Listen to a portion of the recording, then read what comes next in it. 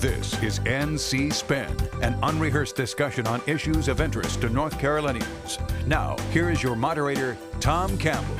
Welcome. You've heard and read the spin the media and the politicians have put on the issues of the day. To get the correct spin on what's going on in North Carolina, let's introduce you to our panel of experts from the John Locke Foundation, Becki Gray, Syndicated columnist and author John Hood, NC Policy Watch's Chris Fitzsimon, and former Secretary of State and former Attorney General Rufus Edmisten. Well, on this Mother's Day edition, we've got too much to talk about and not enough time. We're going to uncover the spin and blame associated with HB 2. We'll discuss the clarity that's taking place in November's elections, and we'll ask whether Obamacare is on a death spiral if we've got the time. Let's get started. Last week, we got a much clearer picture of the November elections as both Ted Cruz and John Kasich dropped out of the Republican presidential contest, and Donald Trump became the presumptive GOP nominee. The picture for Democrats is also clarifying. Hillary Clinton has a delegate lead it would almost be impossible for Bernie Sanders to overcome. So with Trump and Clinton heading the respective party tickets, we want our panel to give you their views on how this is going to affect North Carolina elections. Becki, okay, Clinton and Trump all but assured of the nominations. How do you read the way North Carolina is going to go in November's elections? Well, Tom, if I knew how November was going to go and what North Carolina was going to do, I would be everybody's favorite panelist. I have no idea. I mean, what a wild ride we've had so far. But here's a couple things that you know, I think as we look at what's going to happen in November, I think that North Carolina will continue to be a purple state. I suspect that the race will be very close. I don't know which way that it will go, but I do predict that, again, North Carolina will be very purple. Now, who's going to vote is the question. You know, I mean, you know, you tally up the votes and somebody wins, somebody comes out ahead, but what that vote looks like. What we've seen through a lot of these primaries is record turnout for these. Will that continue into November? Will North Carolinians go to the poll or will they stay out? I don't know the answer to that. You know, will the new bumper sticker be, you know, my candidate stinks, but not as much as yours does? You know, I don't know. And then, of course, the question is how do those presidential candidates impact the down ballot races? You've got every one of my questions here and given me no answers. And that's why I'm your favorite panelist. And given me no answers. Of course I have. Rufus, there are a lot of people who are saying that Trump has serious problems, particularly with women and minorities. What's he going to have to do to win North Carolina? I think he's got serious problems a lot more than that, those two categories. However, it's the strangest election I've ever heard of in my life. I've been part of 10 of them myself in them, and this is the weirdest of all weirdest. Who's got the weirder candidate? I look at it this way.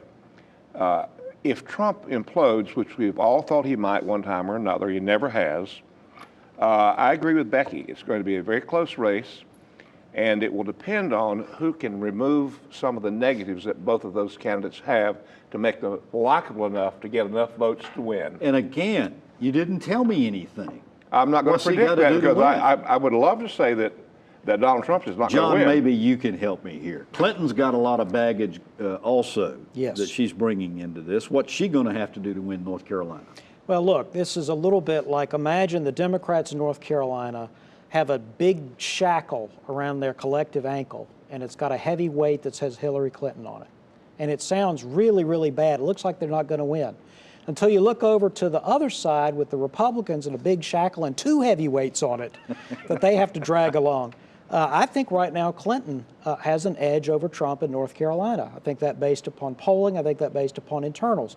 If you look at national and state polling, what you'll find is that Hillary Clinton and Donald Trump happen to be the most unpopular presidential nominees in our recent memories.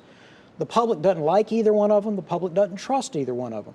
Clinton, though, has a bit of an edge because people think that she has the temperament and experience to be president, and they don't think that about Trump. So to answer your question, what Trump has to do is somehow demonstrate that he has a temperament and relevant experience to be president.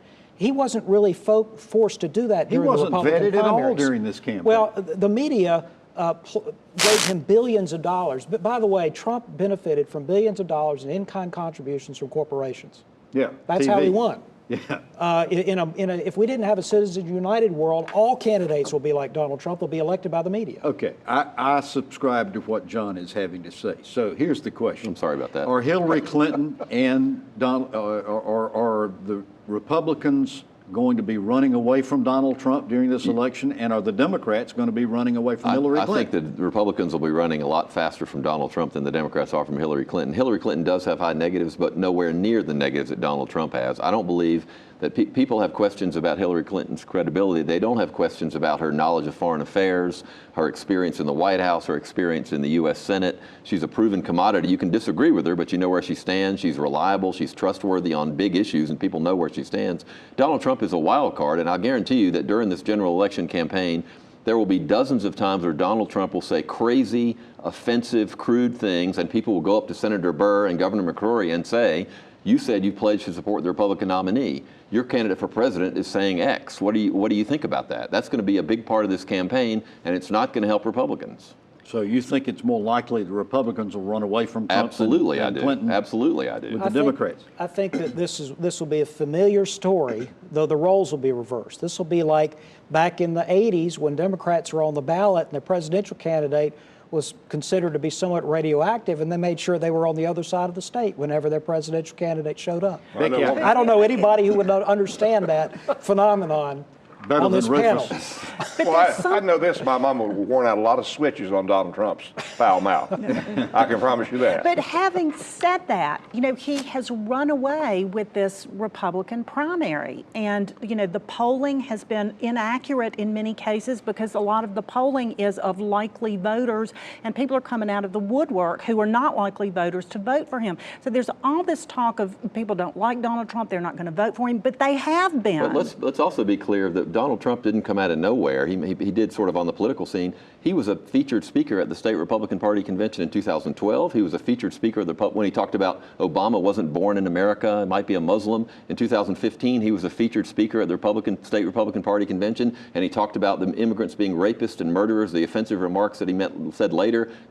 Donald Trump is playing on the fears of a certain part of the Republican base, which is why he won the Republican primary. That is not a significant part of the overall electorate. All right, you talked about the state Republican Party. Historically, in North Carolina, the Democrats and the Republicans have had enough clout to the point where they could turn their voters out to the polls. Are they so weakened now that that can't happen, Rufus? The Democratic Party has sort of recovered a little bit because they've got a good chairperson there, Patsy Keever. I think they will do a good job of that. But the parties are very irrelevant now in most cases. All right, Becki, I can't let this segment go without talking about what happened in the North Carolina GOP Executive Committee last week. Essentially, they threw out their chairman, Hassan Harnett, and reinstated former chairman Robin Hayes. Some think this was an overthrow where mainstream Republicans took back control over the Tea Partiers. Do you read it that way? Well, there's a lot of ideology based on all of that and those decisions. The vote on that within the state GOP was just overwhelming in favor of having Hussein Harnett step aside. They've brought Robin Hayes back in, as you mentioned, and he's touring the state. They're bringing everybody together. When you talk to people in the party, they're saying, we're going to come together. We're going to do this. We've got a big election. There's more at stake from infighting than there is fighting Hillary Clinton and the Democrats. There was a huge controversy about this, Rufus, because Harnett says that the state GOP rules say that can only happen with 2/3 of the members of the executive committee voting. Now, the current leadership in the Republican Party said, no, the interpretation is 2/3 of the executive committee present voting. Big difference. Well, under normal What's your rules, experience, you use the mantra of those present. And so I would think that would be the proper ruling. And you've got to remember that the Democratic Party had a wild card too, named Randy Voller. And I would say, yes, the regulars did take it back from the folks that wanted to come in and take over the party. And both so what parties, shape does that put them in come November? You say you think they're getting their act back together. You say you think the Democrats have gotten their act back together under Patsy Keever. Yes. What's everybody think? I personally don't think that I think the two state parties will do their respective jobs. I think that the election outcomes will be determined by the top of the ticket and by the substantive campaigns of Roy Cooper, Deborah Ross, Richard Burr, Pat McCrory. I think those are going to be the deciding factors, not the state parties. Final question. How will Trump and Clinton affect the down ballot races? If I'm Pat McCrory, if I'm Roy Cooper, how's this going to affect me? I think we're going to see tons of individual races. I think these candidates are going to be running on their record, what they've done for North Carolina. And I think that, I don't know that they're going to run from Trump or run from Clinton, but I think that there's a great North Carolina story to be told, and I think that's what we're going to be hearing. I completely disagree. I think you'll see Deborah Ross standing on stage with Hillary Clinton and holding their arms up and talking about how they want to work together to help North Carolina. I'll be shocked if Richard Burr is standing there holding up the arm of Donald Trump at any rally in North Carolina. I think it'll be dramatically different, as John mentioned. This is nothing new running from candidates. In 1984, I ran as hard as I could from Mondale and Geraldine Ferraro. Yeah. Well, anybody disagree? Didn't do good either way. Disagreement already, but anybody else got 2 cents worth to add to that before we take a break? I thought you were going to ask me about soil and water conservation district races, and I was all prepared for that. So You're not even here. You were raptured last week. I think we're going to hear a lot about the success that the General Assembly and the governor have done over the last 4 years, turning the economy around, creating jobs, getting people back to work. I think that's what this election is going to be about in North Carolina. It's going to be a lot about HB2, which we're going to talk about on the show. That will have ramifications in November. All right. We thank you for watching NC Spin on the air or on YouTube. Here's a reminder, there's much more on our website, ncspin.com, or NC Spin on Facebook. You'll find video footage not seen anywhere else, perspective pieces from our panelists, and our weekly column. Get more balanced debate from the Old North State on ncspin.com, NC Spin on Facebook, or on Twitter at NC Spin Tweets. After these messages, HB2. NC Spin will return after these messages. Baseball players from other countries are considered guest workers here. Baseball, the previous administration and Congress cut a deal in 2006 allowing foreign players to travel freely across the country. Not so for agriculture guest workers. They're vilified for doing work Americans won't, and they face a mountain of red tape just to get here. Shouldn't American agriculture get the same consideration as baseball? Farm Bureau and Agriculture, we keep North Carolina growing. North Carolina is a great state with great assets. Among them are 180,000 state employees. Our legislators are considering important decisions regarding working conditions, health insurance, retirement benefits, and pay for state employees. Scenic is the one voice at the table when those decisions are being considered. Scenic is revitalized and refocused. A stronger Scenic ensures a more effective voice. Learn more at www.scenic.org. We now return to NC Spin. It's the issue that won't go away, HB2. Few deny there's been political and economic damage done to our state, but people on both sides have dug in their heels, defending their positions and pointing fingers of blame. The U.S. Justice Department may have dealt the Trump card, no pun intended. On Wednesday of last week, Justice notified state officials that HB2 violated both the Title VII, dealing with state employees, and Title IX, dealing with education, of the Civil Rights Act. The decision gives the state until tomorrow to respond. Rufus, you were Attorney General for many years. Tell us what these rulings mean. Well, first of all, there's a lot of talk about a referendum. North Carolina doesn't have referendums. You have to amend the Constitution if you're going to have a vote of the people. And we certainly don't want a potty provision in the North Carolina Constitution. So I'm going to put that to rest right away, that we don't need to have that going on and on and on. Now, you got two... Good information, but not what I asked. Yeah, I know, but I want to get that straight. First of all, both of the U.S. Department of Justice says we're going to give you an ultimatum, is what that really means, for you to do something about it. Well, the only way you can do anything about that is to repeal the law, because there's no penalty provision in that law that I know of. Then secondly, you remember there's a case pending, Tom, and other panelists, that will eventually get up into the federal courts. And the U.S. Circuit Court of Appeals for the Fourth Circuit has already ruled in one case in Virginia that's almost identical, almost identical, And so it's just a matter of, it's a matter of time, in my opinion, legally, whatever the U.S. Department of Justice or the Fourth Circuit of Appeals makes this a moot question. All right, Becki, the supporters of HB 2 saying this is another example of Obama overreach in ruling by executive order, that they're lawsuits, it ought to proceed through the courts. Agree or disagree? I agree with that. I think it is an overreach. And Rufus mentioned the Constitution. I just happened to bring my copy of the North Carolina Constitution with me. And clearly in here, it says that local governments are the creatures and the creations of the General Assembly, and the General Assembly can repeal any act that they put into place. Charlotte City Council knew this when they did it. They did it anyway. So there's a North Carolina constitutional question involved in this as well. All right, so Chris, what is your expectation of what the legislature is going to do? They've got until tomorrow to do it. Well, I think they're going to pursue their avenues of appeal. They have administrative avenues. Then they can go to the courts. I think this will ultimately be decided by the courts. But as I've said before on the show, this goes way beyond bathrooms. The law goes way beyond bathrooms. This whole debate goes way beyond bathrooms. This is really about gay and lesbian rights in America. North Carolina is ground zero for that battle. The General Assembly, talking about overreach, went far beyond the bathroom. This is a wide sweeping law, which is why so many corporations and so many people are condemning it. It makes our non-discrimination standard in North Carolina not like other states. It makes it worse than other states. That's McCrory and Berger and all those people are not telling the truth about that. We added biological sex to our standard. It's a long story, but we have discriminated in our law against gay and lesbian people. That's what this entire debate is about. It's not about Chris, bathrooms. John, there are a lot of people who say, okay, I get the biz about LGBT and so forth like that, but it's really, in its essence, about political power, is it not?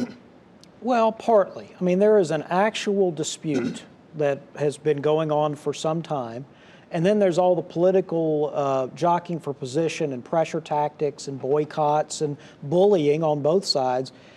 Here's what I would say about this. The Charlotte Ordinance was poorly drafted, overbroad. They didn't have constitutional authority. It didn't make any basic sense. The legislature responded with a bill that had some problems. The U.S. Justice Department, the Department of Education, has put out a standard that is itself preposterous. Basically, no one is being reasonable about this subject. And so much of this is coming from influence from outside the state. Did you see the Wall Street Journal article this past week? I did. In which they were saying that this CEO, Mark Benioff with Salesforce, is making phone calls, and he was responsible for getting Bank of America and Deutsche Bank to make their stand? Some of the business leaders have some real objections to elements of House Bill 2. Some of them have absolutely no idea what the bill actually did, and they were either trying to curry favor or trying to avoid getting in trouble with various lobby groups, or just kind of following a general sense, and I understand it, I agree in a general sense, that gay and lesbian rights should be protected, but they didn't know specifics about the bill.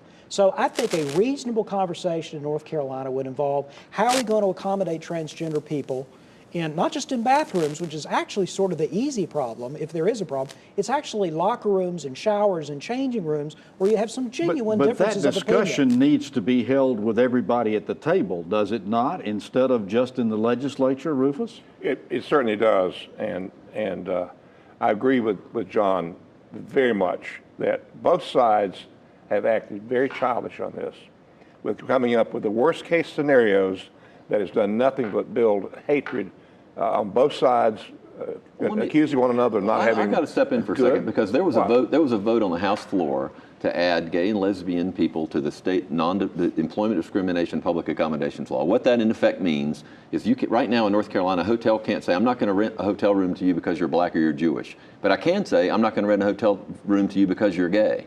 There was an amendment to change that, to put protections for gay and lesbian people in North Carolina. It was defeated on the House floor. It was defeated in the Senate committee. Not only that, they went out of their way and put biological sex in the law, so federal courts and equal opportunity rulings don't apply in North Carolina. They went out of their way to discriminate against gay and lesbian people. That's what this whole debate is about for a lot of people. But can this survive the courts? I understand your passion, but that does not discriminate. What you're arguing is that it allows private actors to discriminate, a very important distinction. Secondly... But we don't allow private actors to discriminate on race or religion. Let me get to my second point. There may have been more interest in discussion if there was any willingness to respect the rights of people who have legitimate religious objections. Should it actually be law in America that if you want to be a wedding photographer, You have to participate in same-sex wedding ceremonies, even if they're contrary to your religion. What about interracial? What if they're contrary to your religion, interracial You weddings? really don't see the difference I'm asking between... you. I see the difference between a legitimate, heartfelt religious view People about oppose homosexuality. That is the standard... People oppose civil rights on religious grounds. They did. Is that the majority view of most of the world's religions? Absolutely not. Whatever you think about people's legitimate religious beliefs, this is not about public sector. It's not about whether people should get married. This is about, in a private setting, should you be compelled to participate in celebrating marriages that you find morally objectionable? That was a big issue, too. All right, we're going to take a break. I want to come back to this subject when we come back out of the break. NC Spin will return after these messages. Closed. A sign you're seeing too often, especially on abandoned grocery stores and markets. When these stores close, we all lose. We lose the healthy North Carolina grown fresh produce, and our farmers lose local outlets to sell what they grow. The Healthy Corner Store Initiative can change this by providing resources to local small store owners so they can stock and sell fresh fruits and vegetables. Find out how you can get involved at ncallianceforhealth.org. You only get one pair of eyes. Keeping them healthy is critical to your quality of life. Members of the NC Optometric Society know this. These highly skilled doctors have the latest technology and the medical training to care for your eyes and the eyes of those you love. Make sure you visit your optometrist for an eye exam on a regular basis. For more information on keeping your eyes healthy or to find the right optometrist for you, visit nceyes.org. Remember, healthy eyes, healthier lives. You sleep on concrete till your body get immune to concrete. My mom got my brother and I up and said, come on, we're leaving. I became homeless in the beginning of this year. When I was about 4 or 5 years old, our house caught fire. I used to see my brother. If he see me, he'd turn and go the other direction. We did the only thing that we could think of, and we went to a Salvation Army shelter. You know, we don't have this, like, what's your background look like? We just say, what do you need? I remember the man from the Salvation Army coming down with a box of clothes. The Salvation Army officer bought my brother and I an ice cream cone. Last week, my brother walked up to me, and he just started a conversation. Today, I've given my life to the Salvation Army because I remember what somebody did for me, my brother, and my mom over 30 years ago. The Salvation Army for me means hope. Compassion. Family. Support.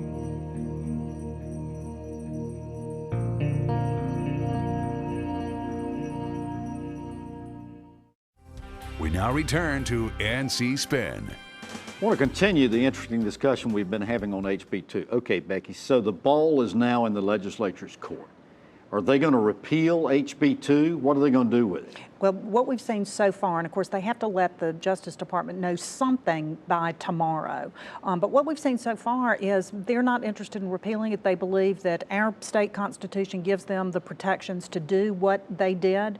And I don't know what's going to happen. I mean, this discussion is going to go on. You mentioned earlier in the segment about, you know, what we need to do is bring everybody to the table and have a legitimate discussion about how to fix this. No question rather about than it. screaming Chris, at each other. I'm hearing rumblings this past week in the legislature that there is some movement on this. What are you hearing? Well, there are a lot of people that are worried about, especially the economic impact of North Carolina. I do think there's discussions inside the House and Senate caucuses, Republican caucuses, with some local officials, which is a positive note. But I am forced to say that if the General Assembly in a special session had a 3 or 4 day special session and had hearings with transgender people and other officials in other states, maybe we wouldn't be in this position. All right, so John, they're going to repeal it or not? I think that the only way that House Bill 2 is rescinded or in some way significantly changed is part of a process that also involves repealing or rescinding or changing the Charlotte Ordinance. In other words, there needs to be a de-escalation here and conversation. What's your bet, Rufus? I think the people have dug their heels in so much that they're going to leave it to the courts, and that's a bad policy. And so we're going to keep getting damaged by this? And that is what I fear. I would love to have a zone-free, HB2's free zone for a while. We need to put this one to bed, there's no question. After these messages, we're going to ask the panel to tell us something we don't know. NC Spin is brought to you in part by the North Carolina Farm Bureau. The Farm Bureau and Agriculture. We keep North Carolina growing.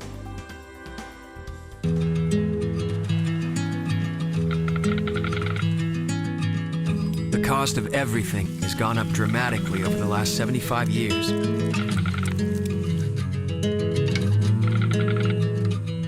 with one exception: keeping electricity affordable. That's the power of your co-op membership. Learn more at togetherwesave.com. North Carolina's Touchstone Energy Cooperatives, looking out for you.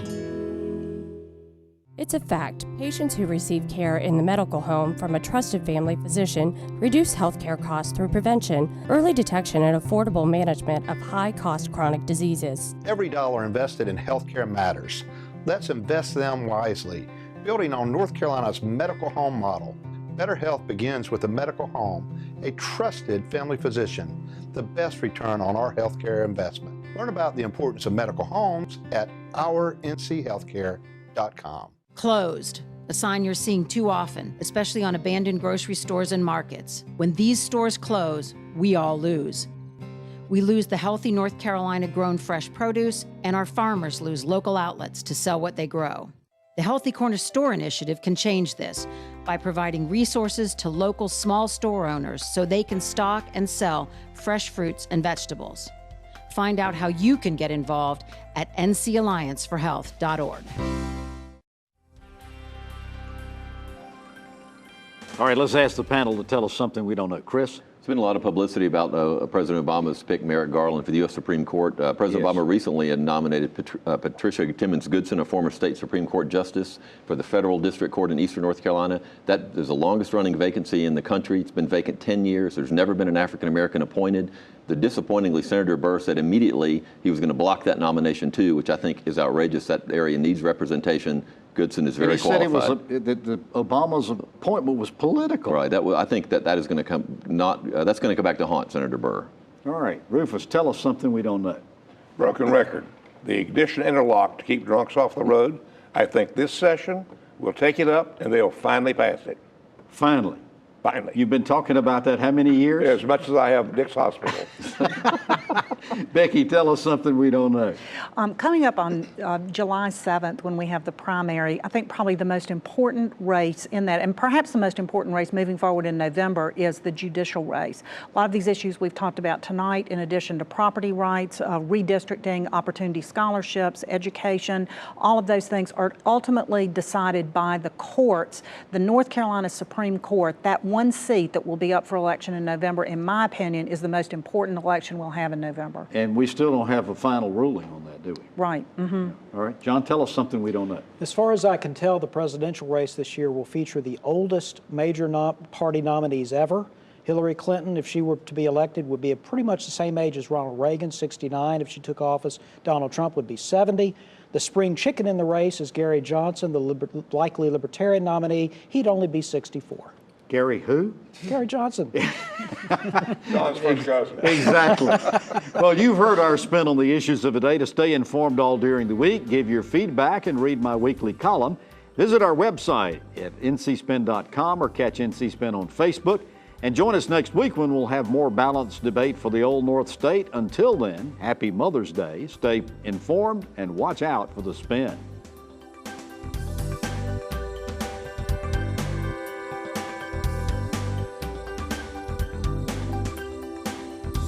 Join us next week and get the spin on issues facing our state.